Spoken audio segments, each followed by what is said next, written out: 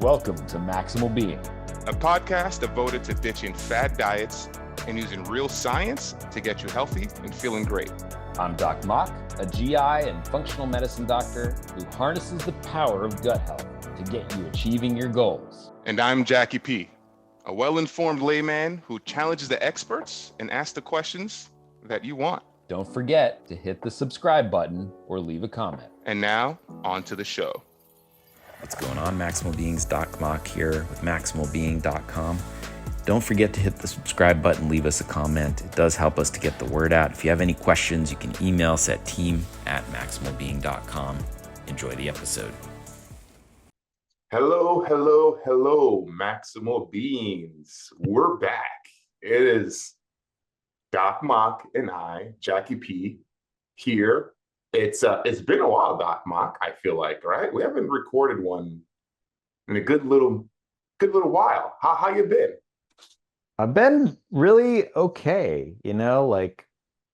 Firstly, it's good to see you and happy 2025. Yes. I'm seeing a silver lining amongst these dark clouds that are happening. There's still diversity, equity, inclusion in the government because they include people that both are related to members of our present institution and also people that suck up to him. So that's like two completely separate groups of people. That counts. Yeah, count it. Sure. Yeah. Yeah. What about you? I'm doing great. Considering, but we were just talking about this, Ashley and Quinn, they're fighting the flu. So I'm at home being a good nurse, take care of them. And there's a lot going on in the world, domestically, internationally. And we had a conversation about this too, about protecting your peace, right? That's something that I've been very intentional about for 2025 is I've been really bifurcating everything into two piles. There is things that bother me that there's action, and there's things that bother me that I can't take action.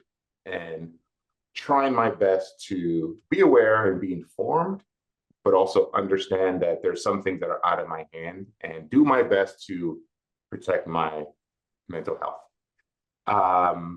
But outside of that, there are no complaints. We have a day. To have a bad day means you have a day, right? People who don't have any days ahead of them can't have a bad day. So I'm trying to remember the good stuff and what the good things that are happening. Actually, anyone who's listening for the first time, I guess we should back that up. It's been a while. I had to practice. I'm Jacky P, and with me is my co-hostess with the mostest and the largest calf muscles on this side of the Mississippi, Doc Mok. So, Doc Mok, we have a loose agenda today. We don't have a guest. Very loose, loose. But we have a lot to talk about. I mean, there's a lot going on. Sure. Yeah. Scientifically, between the two of us, things that we wanted to say that are really cool. And I'm feeling really inspired to have this conversation with you, Jacky. Yeah. No, I appreciate it. I'm looking forward to chopping it up. And also, I think hearing your take, because there's a lot of impact from, there's the balance on there's the political changes, right? The legislative changes, how they've been impact people, but also you as a provider, right? Like you're seeing it from a different lens. So I'd love to really talk about that. But I think before we get to that, because I feel like that might be the longer part of the conversation, I also want to talk a little bit about like the cool technology, because it's 2025. AI is in everything. If you're anti-AI, everyone, I'm sorry, but it's here. There's nothing to do about it. You're probably also AI yourself if you're anti-AI. Yeah, you may be a robot. Congrats, you're sentient. You are exactly right. But yeah, so you mentioned some wearable devices that's been coming out, which is pretty cool. Did you want to kind of unpack that a little bit and talk to some folks about what's on the horizon? Yes, this is a hot off the presses study when we're filming this, which is like beginning of February 2025. This came out in mid-January 2025 in Gastroenterology, one of our main journals out there. The lead author is Dr. Hurtin, and this study looked at specifically the use of wearable devices that are commercially available. Insert the name of company here, for individuals with inflammatory bowel disease, different than irritable bowel syndrome, right? So that encompasses like Crohn's disease and ulcerative colitis. And we do a deep dive on this topic with Mo Naeem and Susan Case, two very talented gastroenterologists that I'm friends with, at an earlier episode. So listen to that if you don't know about these conditions. But if you're listening and you do have this condition, which I know you're out there, this is really exciting looking at, some very easily available testing. So, Jackie P, just to set the stage, like usually these people are young people and very sick people. And so these people, if they're lucky enough to survive, like are going to live a long life with these conditions that can be like really debilitating, can lead to lots of mental health issues. And so the ability to predict something before it happens has a lot of value. The usual way we predict a flare is blood work, stool tests, colonoscopies, right? Which I do.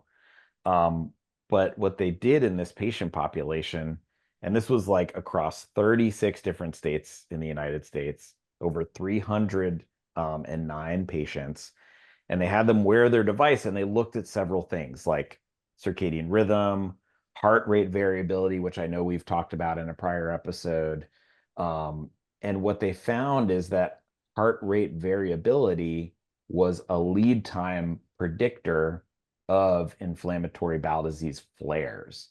So the potential here is huge. Like number one, it cuts down on the invasiveness for these people that are going to have this happen periodically for like 50 years, right? And it also gives them an opportunity to do something before it really becomes a problem and potentially save hospitalizations, surgeries, like new medications, all of these sorts of things. So what are your thoughts about that, Jackie P? I mean, that's incredible. And I think that is the right use of technology, right? I mean, I don't know, like it sounds like something out of like a futuristic like sci-fi, like, like when you think of like the Minority Report, like those movies, like, oh, we can just figure out things way before they happen because well, I mean, so how, I guess tell me this. I mean, if they can use the wearable device to predict the flare-ups, I mean, is there a way to I mean, I guess it would just kind of be you treat before it happens, or is it something like, of course, I'm the layman here, so I don't really know what you do with the flare up. I don't know if it's something that's preventable, or is it just something that, hey, I know a flare up is happening, let me take medication or let me adjust. Like, so what would the like the day to day of folks that are wearing these devices look like? Yeah, I mean, it can be everything from, changing your diet, making sure that you prioritize rest recovery, versus, exercise. It can be temperature controlling your environment. And then on the medical side, like when people flare, we tend to give them big bombs like steroids, and steroids have all kinds of side effects. They give you something called Cushing's where you retain water, you gain weight, it interferes with sleep, it causes cataracts, it makes your blood sugars go wacky, it thins your skin and bones. So the ability to potentially do something lesser than a steroid or what we call like a tumor necrosis factor alpha blocker or an immunomodulating medicine that acts on your immune system, the less side effects that person could have, the less bad that flare could potentially be. Because we're talking like a flare can result in a surgery, a flare can result in death, right? So there's a huge potential to save people time, money, life. This is like incredible. This is almost like it could potentially be like life altering for a lot of people. Yeah. And I know a few people who've have Crohn's disease, and remember a few specific cases where they were sick for a while and it wasn't identified as Crohn's disease, as a, Mhm. because it just wasn't, they didn't have the factors that would increase your likelihood of having it. So it's like one of those, what's that saying, right? An ounce of prevention is better than a pound of cure, right? Yep. So I definitely don't understand. I definitely don't know the science behind it, but I think it'd be interesting to think about. I'm thinking of whatever metrics they use, like if that's something that can be done with folks who have like disease like sickle cell, right? Like what are they looking at and saying, hey, you know what? Your white blood cell count is high. I mean, I don't know what the technology limitation is, but I'm wishing now, right? Pie in the sky. But yeah, it'd be interesting to know for folks who have so any other type of disease where you usually have to deal with the aftermath, after effect. Yeah, Um, that's why I wanted to bring it to you too, specifically, is because of our awesome episode that like you hosted, ran on sickle cell. They're very similar patient populations in the sense that like young people that are going to be sick for a long time. And also a population where if you can do anything to prevent them from getting into the hospital and requiring all these like really invasive sorts of things, like mhm. that carries a lot of weight. So like I'm not in that space, but you know a Yeah, lot of people in that space, and yeah, telling them this study may inspire somebody in that space to do a project like this for people with sickle cell. yeah. Yeah, that'd be really, really cool. And I think one thing I'm happy with about sickle cell is it's getting a little bit more attention, a little bit more research dollars.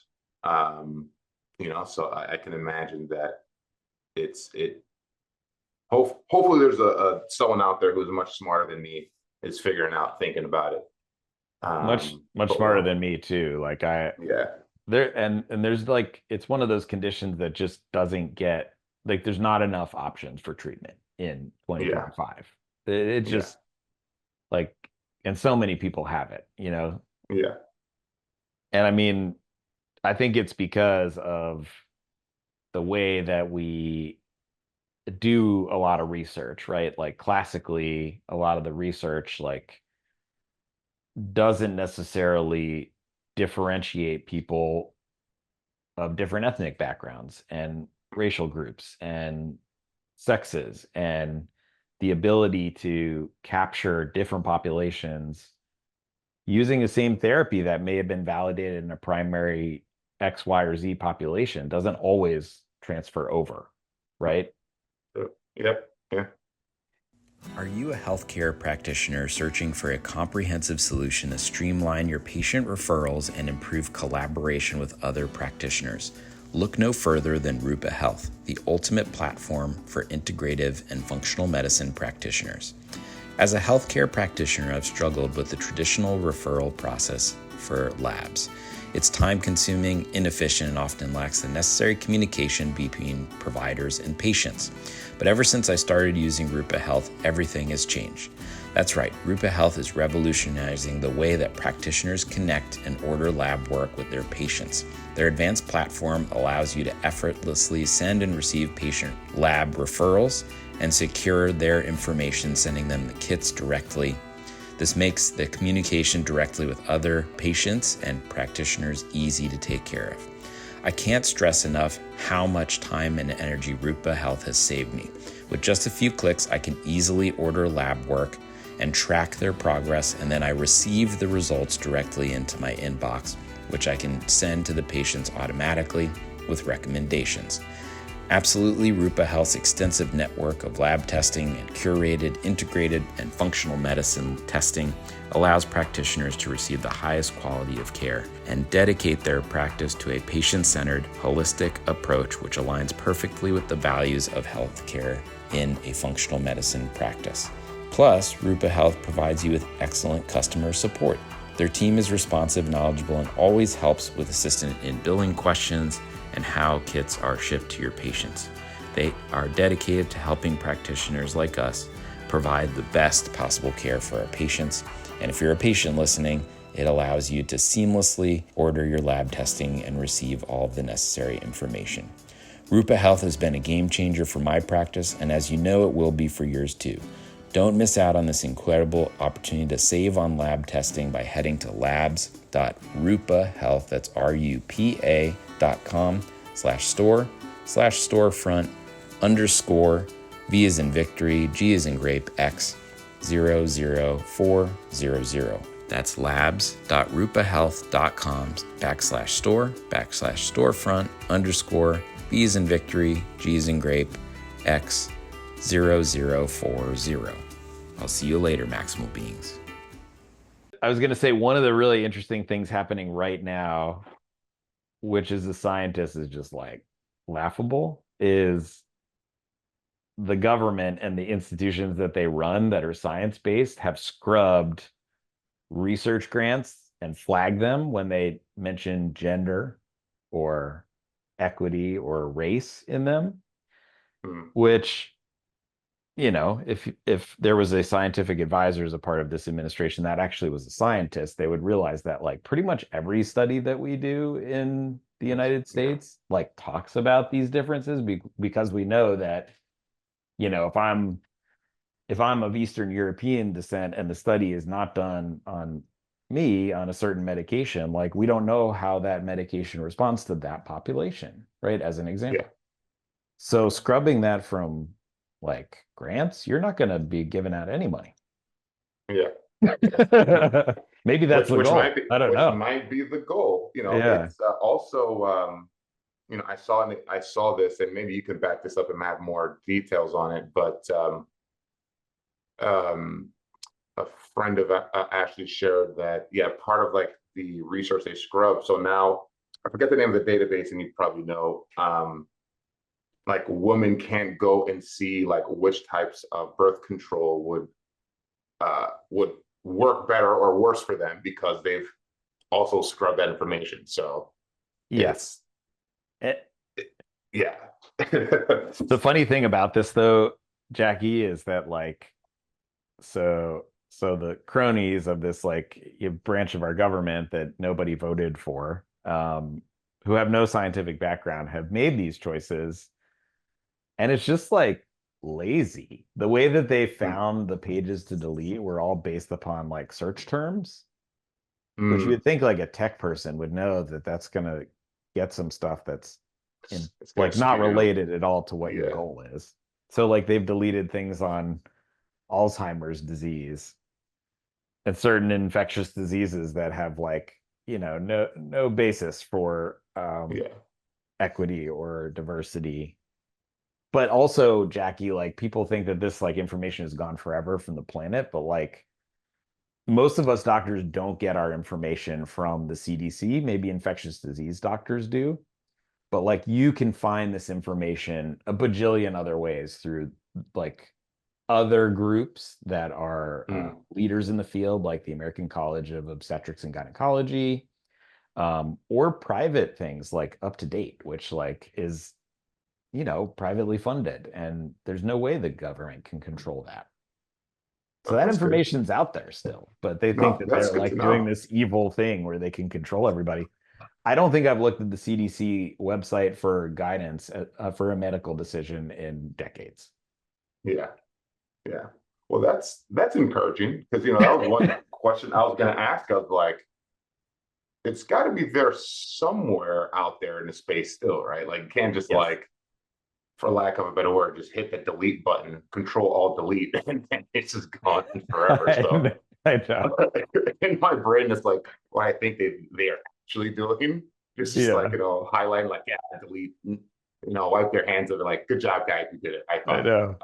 But this is just like us in the scientific community, like we're just sitting back and laughing at the sheer incompetence of like not scientists making scientific decisions because they're just like, oh, I'm gonna get those scientists, and it's like, nah, dog, like nobody's paying attention to that, man.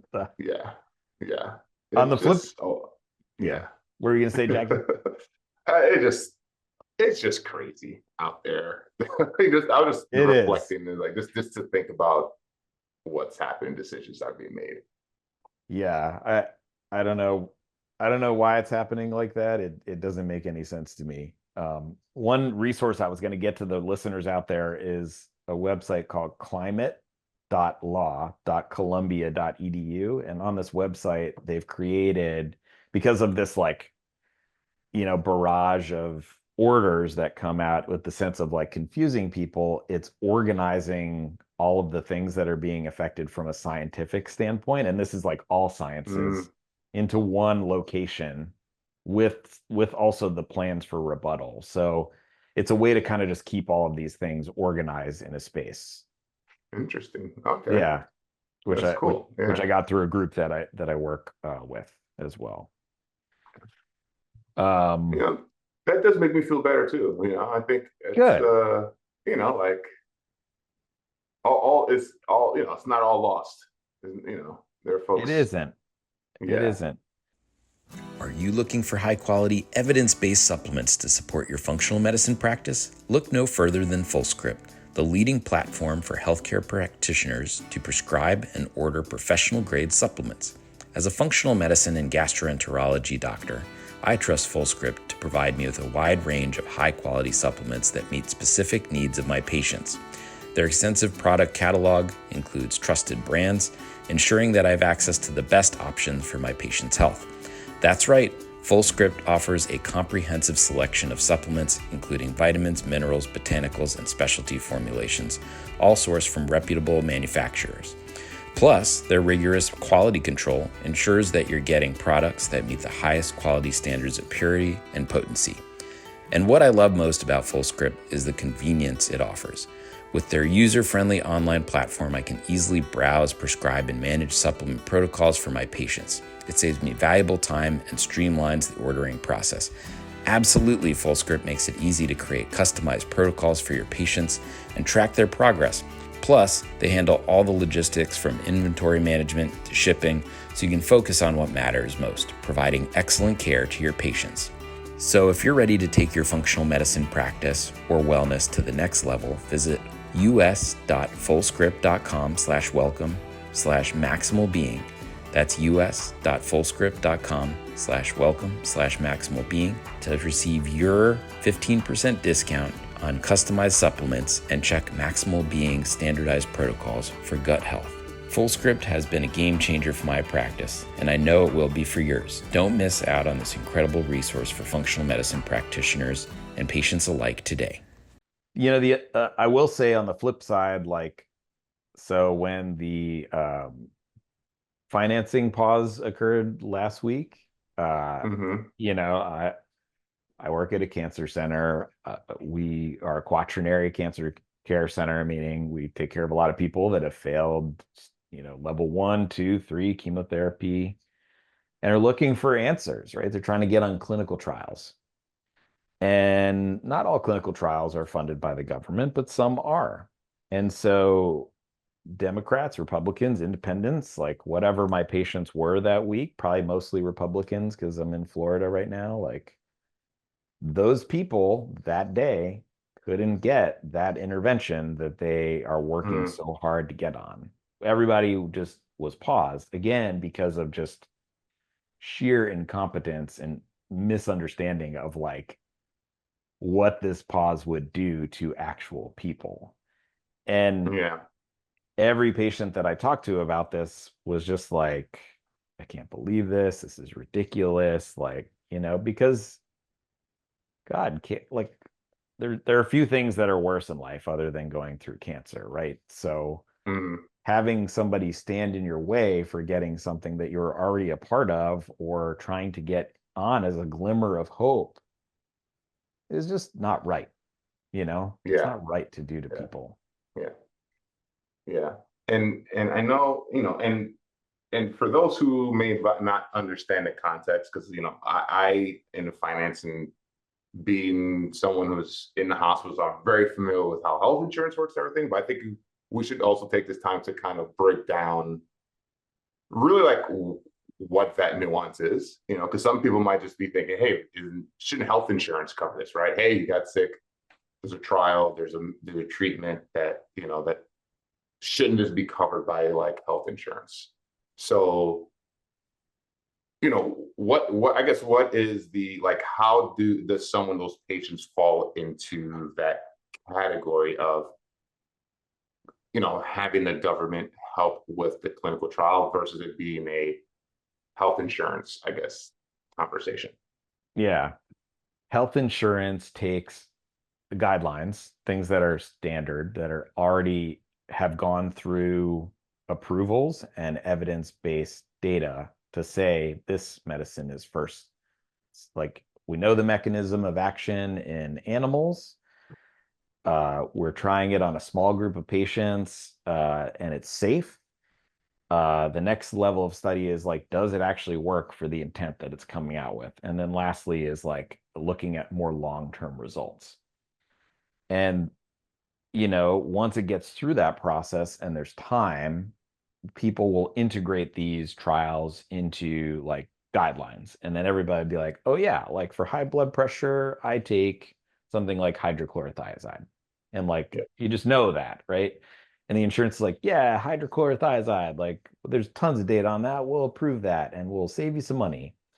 But for people that have like failed 3 lines of chemotherapy that are standard and need drug X that's already gotten through those levels of like safety, of efficacy, and now we need to look at like response over time.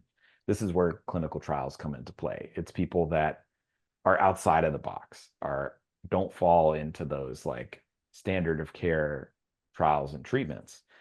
And so like companies and scientists will invent compounds and test them and get funding to advance research to ultimately deliver clinical care. And at a cancer center, I mean, we're just, I have grants, like people are just, there's grants everywhere. There's opportunities for people to look at things that are outside the box that will probably help them in their cancer.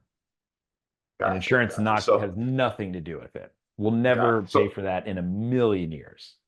Yeah, I mean, not to get on a soapbox, insurance kind of doesn't pay for things they should be paying for already, but I'm gonna take this time actually just aside. Who decided that your eyes and ears aren't part of your body and need separate insurance for that? I never understood that. Like, why do I need eye insurance? It's part of my body. It should be medical anyway.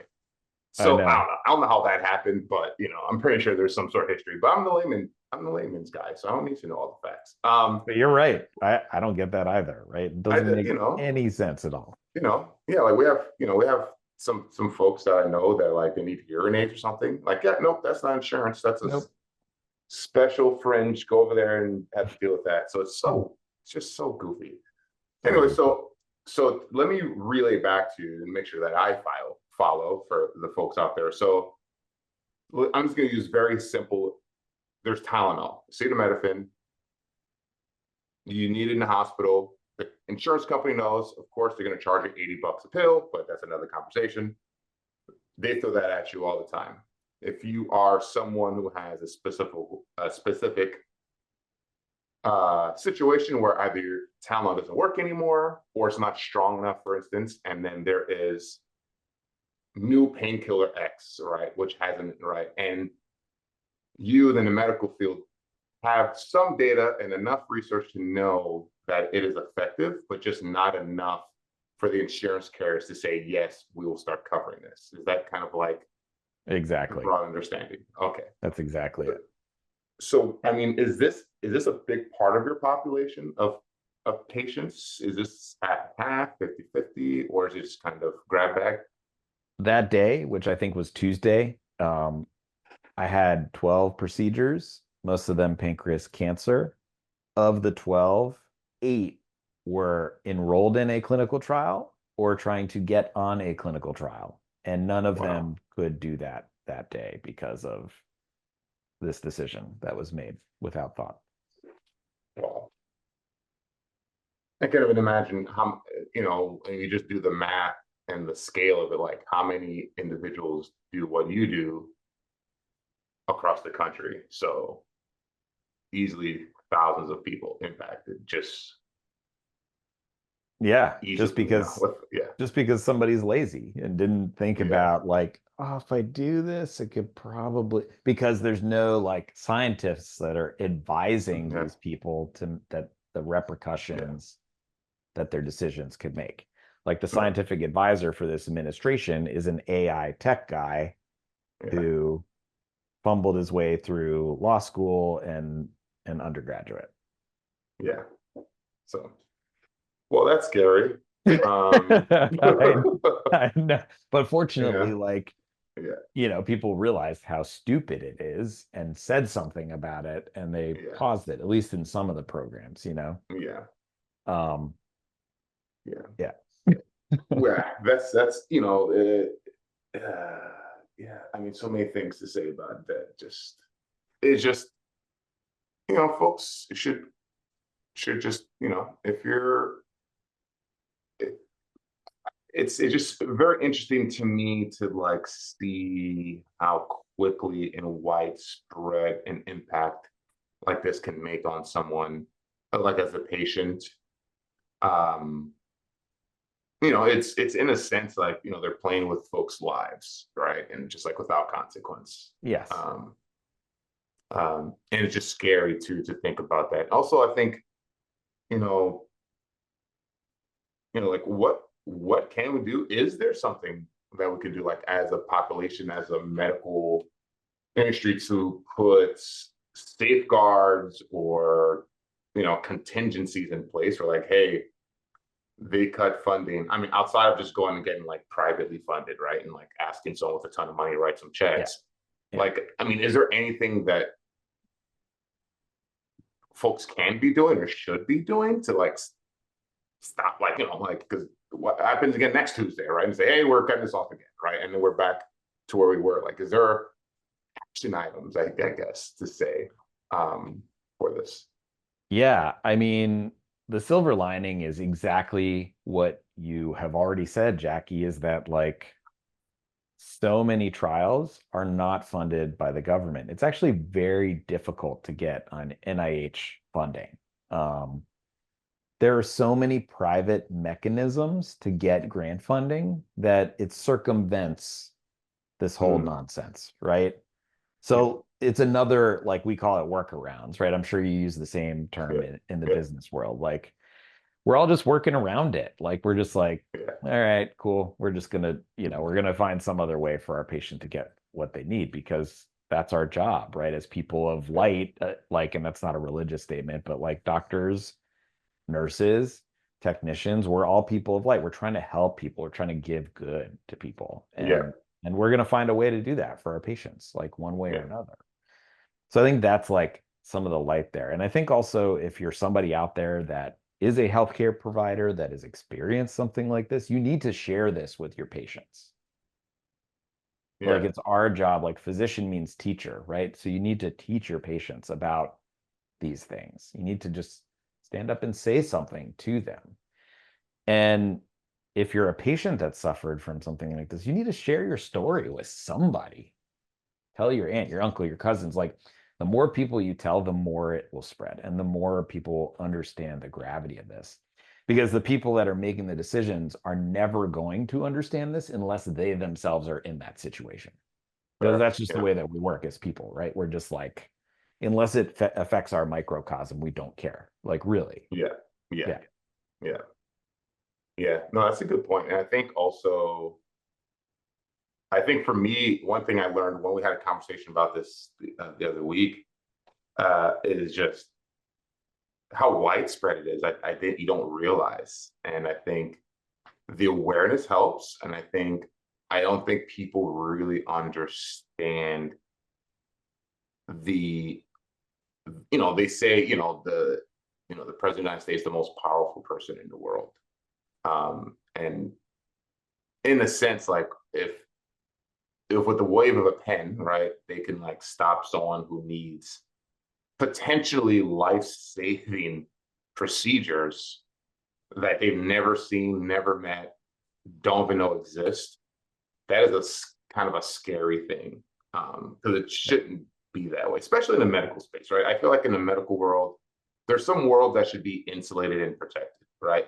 Medical space, civil services, right? Like fire response, all that stuff. Like it should just be insulated and protected, because these are the things that every human being needs. Education, I'll throw that in there as well. communication system, right? Sure, head is a WWE person. Yeah, totally nailed that. It's, we're just crushing it right now, honestly, High five. Yeah, we did it. But yeah, I just, yeah. So like awareness, and back to your point of people not understanding, like, or not caring if it doesn't affect them, like it does affect you, Yeah. That's another thing too. I think that's a lot of the kind of understands, like, this does affect you, like explicitly too, and sharply, Yeah. um yeah. We all have power too, right? In our ability to vote with our feet, and like I'm in a very red state. Like physicians are leaving these places. Like that has happened in Texas. It continues to happen in Texas. People are leaving, doctors are leaving.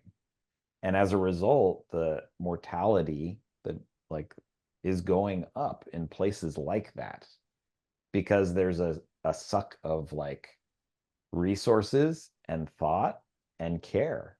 Like there's not a day, Jacky, where I don't get like 50 texts, emails, calls from recruiters saying, we really want you to work in Arkansas. We'll pay you $1 bajillion dollars because there's no doctors there, right? There's minimal Wow, doctors there. And that's people scary. Yeah. are suffering as a result. So like you, the patient, have the ability to vote with your feet. Us as healthcare providers, we have the ability to vote for fee. And same thing is true in your industry, Jacky. Like people are leaving, and there these places are going into like economic downturns. Their local economies are suffering because there's nobody there to do the work. There's nobody there to make big decisions or advance technologies. Yeah. No, it's a problem. Yeah. Simply put, that I think will need to be addressed. And I think as a nation, we'll need to face the music at like, what are we putting our priorities? But until then, right? And but yeah, I think it's something that should be discussed, something that should be talked about. People should be sharing information and experiences, because that's what really changes the narrative, and hopefully has some folks open their eyes into like what's going on. The content included is not intended to be used as medical advice, and viewers should consult their physician or healthcare provider should they have additional questions. The viewers should not rely on information contained in these presentations for immediate or urgent medical needs. Additionally, if you think you have a medical emergency, call your physician or go to the emergency department or call 911 immediately. Never disregard professional medical advice or rely on seeking medical care or delay medical care due to information contained in this presentation.